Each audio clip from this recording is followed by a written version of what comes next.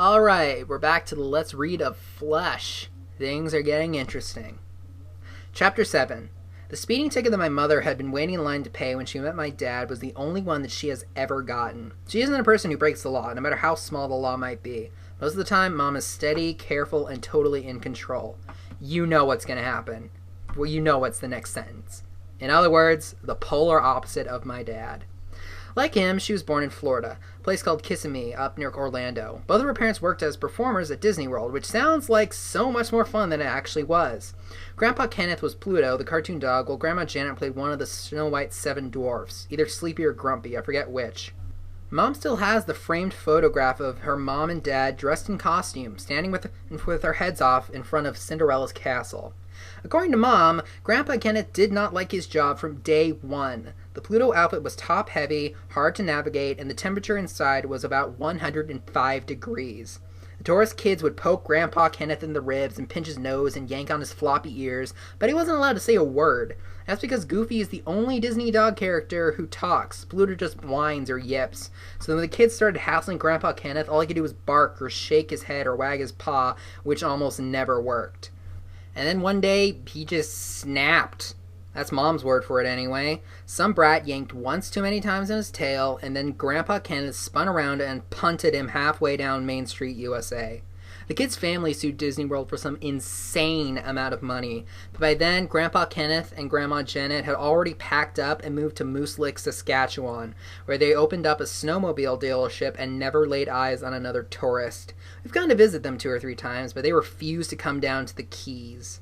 Grandpa Kenneth is sure that the Disney people will have him arrested if he ever sets foot in Florida again. My mom returned when she was 18 to attend college at the State University in Gainesville. She was on her way to becoming a lawyer when she met a guy and got married and dropped out of school. The guy turned out to be a knucklehead, Mom's word again, and after only 2 years she pulled the plug. She was driving to the courthouse with divorce papers when she got the speeding ticket that led to her meeting my father. They got married the day after her divorce was final. Whenever Dad starts telling that story, my mother goes out to stack the dishes or fold laundry. She doesn't like anybody bringing up her first marriage in front of us. I know that Dad's crazy about my mom, but sometimes he's totally clueless about her feelings. Abby gets frustrated and tells me to talk some sense to him, but what am I supposed to say? Better shape up, Dad. Remember what happened to the last knucklehead she married? Even if I said something, he wouldn't really take it seriously. He'd tell me not to worry because Mom was his biggest fan. My father has a bad habit of overestimating his charm and my mother's patience.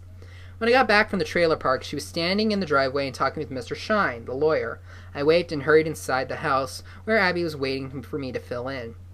I was right, she said. They're going to ask a judge to decide if Dad's a certified wacko. But he's not, I protested. The point is to get him out of jail even if he doesn't want to leave, said Abby. The judge can order him released so he can get tested by some shrinks. That's the new plan. Does Mom really think that Dad's a nutcase? Noah, you're missing the big picture.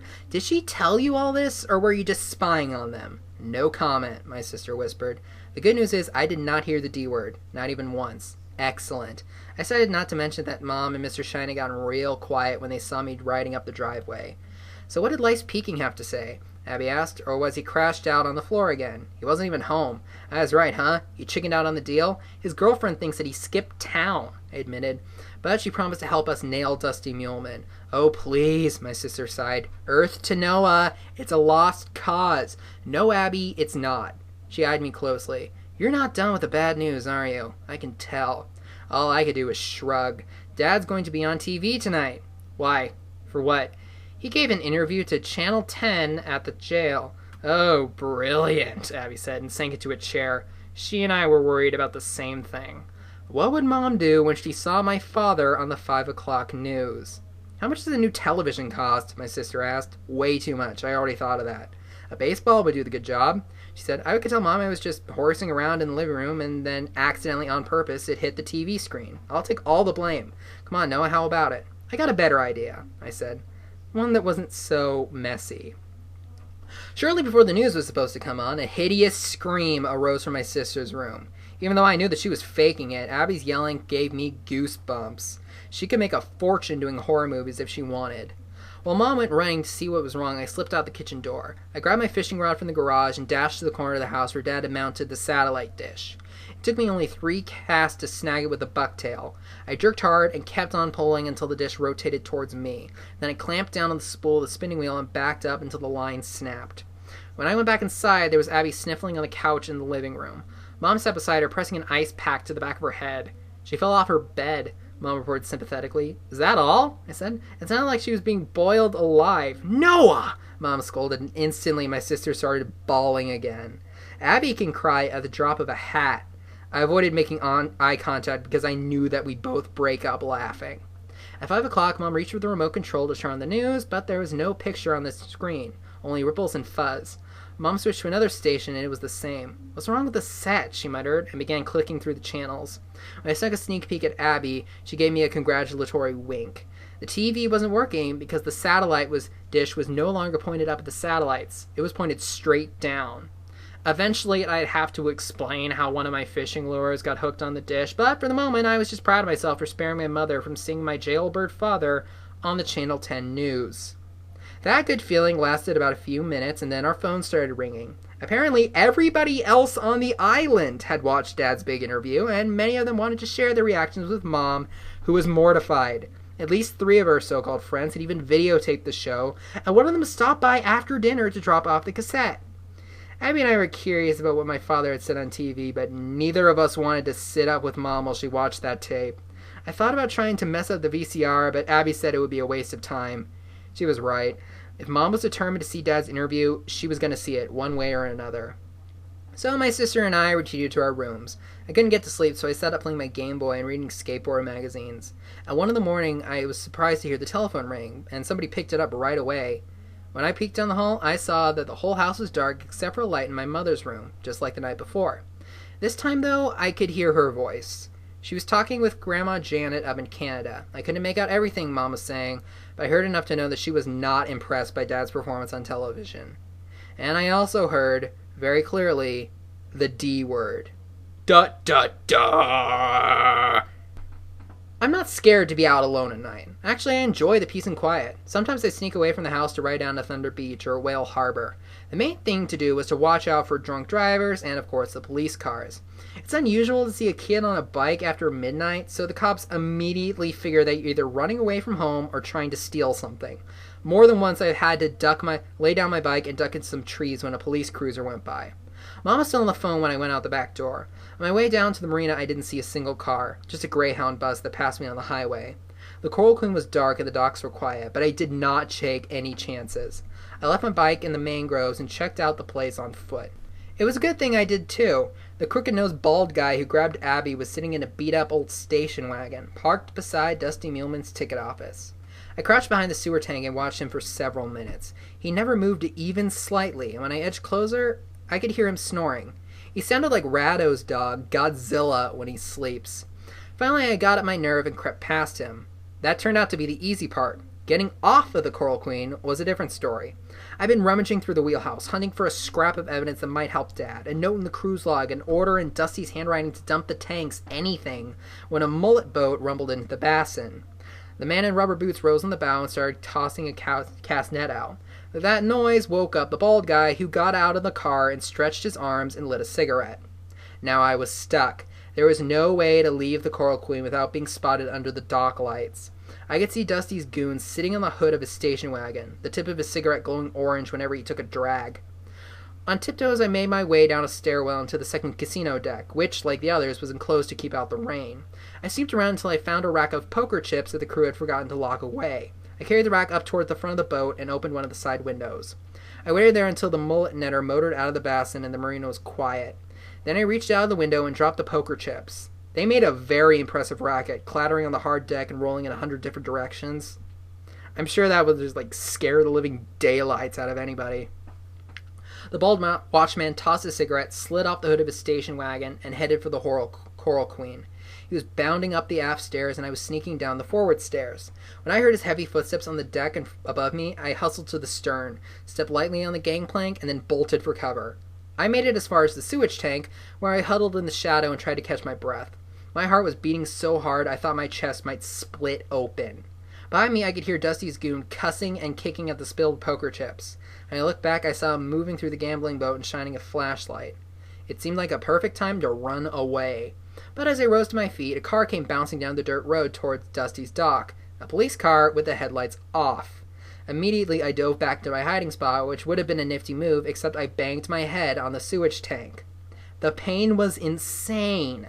At first, everything went bright like a starburst, and then suddenly it was a black tunnel. My skull was ringing like a gong.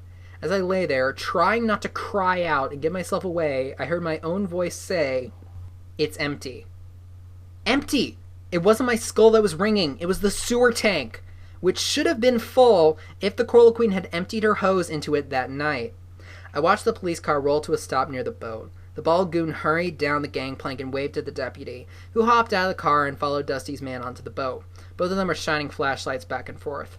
I rolled to my knees and sat up too fast. I waited for my dizziness to go away, and I noticed a dark, powdery tracing on the concrete slab under the sewage tank, something so small that the pollution inspectors might not have noticed it. I touched it, and, in the faint light of the docks, saw red on my fingers. Rust. The old tank was rusting away. I reached underneath and found a patch of pitted metal that crumbled like stale crackers. Peeling it away, I made a hole large enough to stick my fist inside. The sewer tank wasn't just empty, it was wrecked and useless. A phony prop in Dusty Muleman's scam. Suddenly, the knot on my head didn't hurt so much. I grabbed a handful of rust, put it in my pocket, and took off. Chapter 8. The next afternoon, Mom insisted on driving all the way to Homestead for groceries because nobody there knew who she was. Dad's TV interview was the buzz of the Keys, and she did not want to deal with the stares and whispers at the local market. After she and Abby left, I sat down and watched the tape. My father was in rare form. He looked straight into the camera and declared, "I sunk the Coral Queen as an act of civil disobedience." He said he was protesting the destruction of the rivers and oceans by ruthless greed heads. The jailhouse jumpsuit didn't look half bad on television, I had to admit. Dad had also combed his hair and put on his wire-rimmed glasses, so he came off more like a college professor than a boat vandal. This time he had the good sense to not compare himself to Nelson Mandela. Or if he did, the people at the TV station were nice enough to cut that part out. My father ended the interview by saying he intended to stay locked behind bars until the law dealt squarely with Dusty Muleman. Next to show up on camera was a rodent-faced man who identified himself as Dusty's attorney. In a righteous tone, he described his client as an experienced boat captain, respected businessman, and pillar of the community. He said that Dusty would never purposely contaminate the waters where his own son played. The lawyer concluded by calling my father a mentally unbalanced individual and challenged him to prove his reckless and slanderous allegations. As I was rewinding the tape, somebody knocked on the front door. It was Mr. Shine, Dad's lawyer. And for once, he didn't look like he was on his way to a funeral. "Hello there, Noah," he said. "Mom's not here." "Oh, I should have called first, but I just received some important news." "About Dad? What is it?" Mr. Shine sucked in air through his teeth. "Sorry, I'm obliged to tell your mother first." "Is it bad news?" I asked. "No, I should think not." "Then tell me." "Please?" "I wish I could," Mr. Shine said. "Thanks a bunch," I thought. "Couldn't he at least give me a hint?" "Did you see him on TV last night?" I asked. Mr. Shine nodded with a sickly expression. "I strongly advised your father against doing that interview. But he's right, about Dusty Muleman flushing the holding tank into the ocean. Everything that Dad said was true. I'm sure he thought so at the time. It's all gonna come out sooner or later. You just wait." Mr. Shine clearly did not believe me. "Please tell your mother that I'll call later," he said, and turned to leave. "Can I ask one more thing?" "Of course, Noah. Is Mom trying to divorce my dad?" Mr. Shine looked like he just swallowed a bad clam. "What?" he croaked. "Where in the world did you get that idea?" "Well, is she?" He licked his lips nervously. "No, quite frankly, I'm not comfortable with this conversation." "Hey, I'm not comfortable with the idea of Mom and Dad splitting up," I said. "But Abby and I have a right to know, don't we?" By now, Mr. Shine was backing away from the door. "You should speak directly with your parents about these concerns," he said. "In the meantime, don't jump to conclusions." For an old guy, he could move fast. In a matter of moments, he hustled to his car and sped off. I went back inside and replayed the videotape of Dad's interview. I kept wondering if Mr. Shine had come to tell my mom, although I had a feeling that his definition of good news would be different from mine. Later, I climbed up on the roof to readjust the TV dish, or at least try. I wiggled it around so that it was aimed upward at least, although I had no clue where the satellites were orbiting. It wouldn't have surprised me for our house to start getting MTV from Kyrgyzstan. I unhooked an incriminating bucktail jig from the dish and started scaling down the rain gutter. Just then, I heard honking, and a green Jeep Cherokee wheeled into our driveway. Shelley poked her blonde head out of the window and hollered my name. I dropped to the ground and went to see what she wanted. "Hop in," she told me, "and hurry up. I'm not getting any younger." I got in because I was scared to say no. The thought of Shelley chasing me down and dragging me feet first into the Jeep was not appealing. As I fumbled to put on the seatbelt, she peeled out the driveway and raced towards Highway 1. It was a while before I actually got the nerve to ask where we were going. "Why, you got a hot date or something?" she asked. I decided not to mention the silver-barreled gun that was in the console between us. "Shelley, is something wrong?" She laughed sourly. "You don't miss a trick, do you?" Even though she was wearing black sunglasses, I could tell that she had been crying. She was still sniffling, and her voice sounded scratchy. "Remember what I told you about lice running away?" "Yes, ma'am." "Well, it turns out I had it wrong," she said. "Did he come home?" I asked. Shelley shook her head. "They finally towed the Jeep back to Cutler Ridge. $200. I had to pawn my promise ring to pay for it," she said. "You know how I spent my morning, Noah?" "No, ma'am." "Scrubbing blood stains off the upholstery." I had thought it felt damp on the seat. "Blood? Are you sure? See, I missed a spot." Shelley pointed to a dark reddish smudge on the dashboard. "I don't think lice ran off," she confided. "I think he got snatched." And here she made a hard left turn, nearly spilling the gun into my lap. "I think whoever snatched him killed him." "What?" "That's right, Noah." She buried her nose into a tissue. "And I think it's all 'cause of Daddy and that gambling boat." I had never been so close to a woman with a tattoo, or I should say, a tattoo that I could actually see. Rado claimed that his older sister had gone off to college and gotten a tiny zebra butterfly tattooed on her butt. Tom and I had to take his word for it, since neither of us had seen enough of Rado's sister to confirm that story. Strange as it sounded, the more I stared at this tattoo on Shelley's arm, the more natural it looked. The barbed wire definitely suited her personality. "Relax, the pistol isn't real," she said. "It's a lighter." When she pulled the trigger, a bright blue flame flared up from the barrel. "It looks pretty bad, though, huh? Bad enough to scare anybody who tries to give me trouble," Shelley said. For more than an hour, we'd been heading down the highway, obviously to nowhere in particular. Shelley kept saying that she had more to tell me, but then she'd get worked up about life speaking and what a total zero he was and how she must be a fool to care about him. And then afterwards she'd cry and sniffle for a while, and just when I thought she had a grip on herself, it would start all over again. We were all the way to Sugarloaf Key before she turned the Jeep around and grumbled, "Where the heck was I going?" On the way back, she pulled into the parking lot on the marathon end of the 7-mile bridge. The place was full of tourists who were tinkering with their cameras, getting ready to shoot pictures of the sunset. It was too cloudy for a green flash, and besides, I was too distracted to stand there and look for it. "What makes you think Lice is, dead?" "Number one, he hasn't called up begging to come home," Shelley said, which is totally not like him. "Number two, none of his party pals have heard from him. Not a peep. Number three is that ugly bald gorilla who came to the trailer last night, and number four is the blood on my car." Again, she pointed to the stain on the dashboard. I tried not to stare at it. Shelley being so worried made me worried too. "But who would kill him? And what does it have to do with my dad?" I asked. She sighed impatiently. "Noah, do you have any idea how much money Dusty Muleman makes off of the Coral Queen?" "No, ma'am. Between 15 and 20 grand just from the casino tables," she said. "Subtract food for the customers and pay for the crew, and he's still clearing 10,000 minimum every night. Dollars?" I couldn't believe it. Gambling is a mega huge business, kid, because the world is crawling with suckers. Shelley said, "Don't forget that Lice had a big mouth. Suppose he blabbed to somebody that he was going to help your daddy, and suppose Dusty found out. He'd have a cow if he thought the feds were going to rush and shut down the Coral Queen. How far do you think he'd figure to stop that from happening? You're a smart boy, Noah. Think about it." I didn't want to think about it.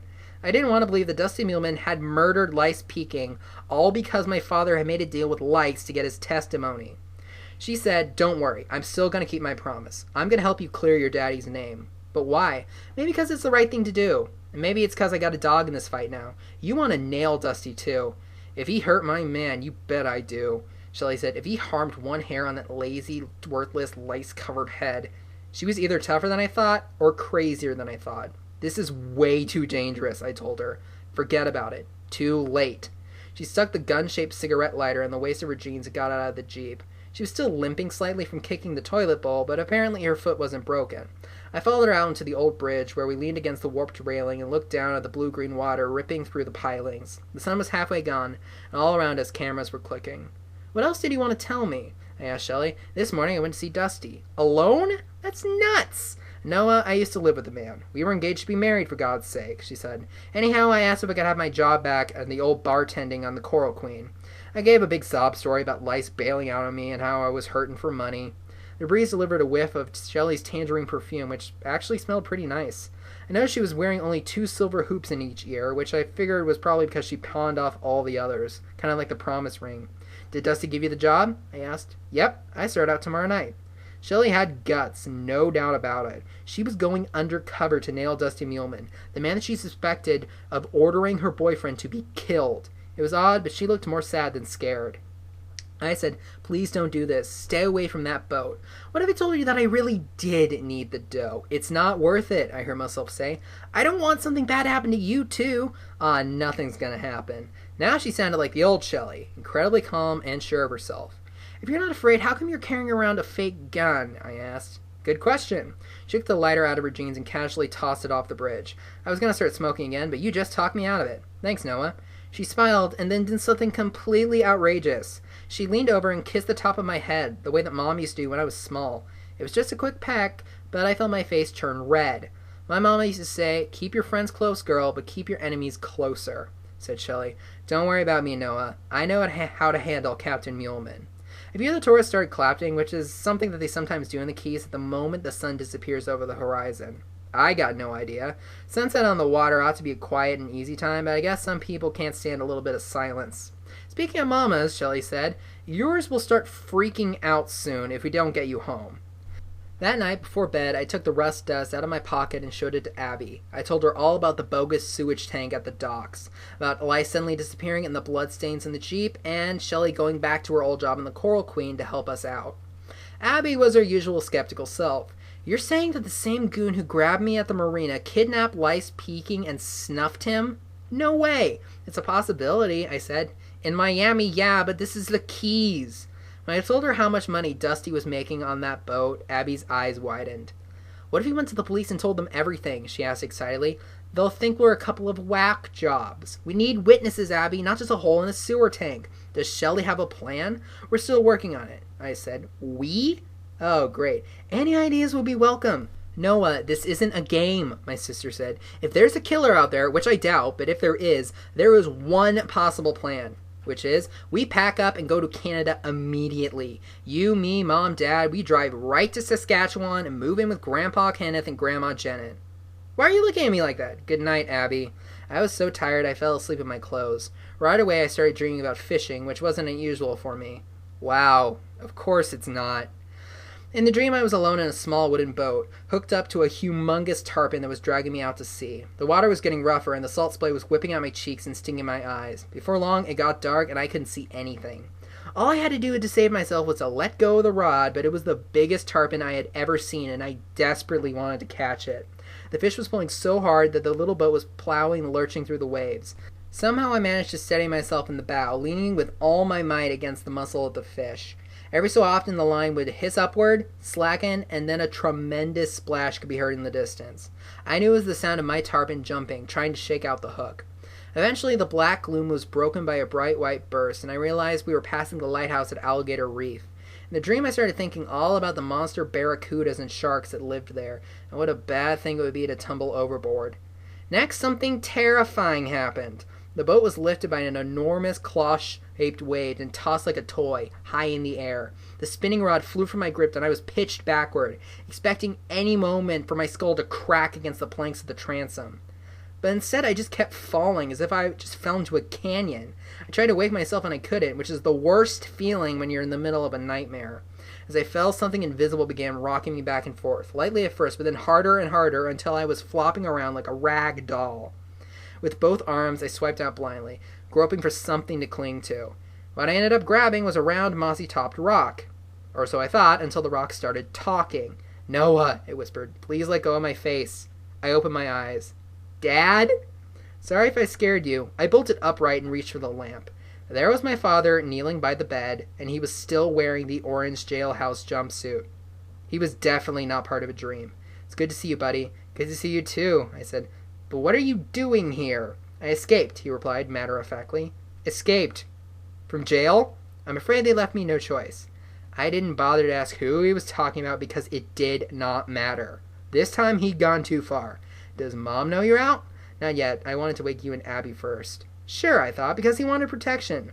Mom wouldn't throw any heavy objects at him if we were in the way. It looks bad, I know, he admitted, but I can explain. I seriously doubted that. Here's an idea, I said. How about you try out your story on me before you go see Mom? Dad grinned in relief. I knew I could count on you, Noah. How is this family still sane? I'm serious. Like, breaking out of jail. Really? Alright, well, that's the end of this chapter. Alright, we'll see what happens when the jailbird flies the coop on the next part of the Let's Read of Flesh.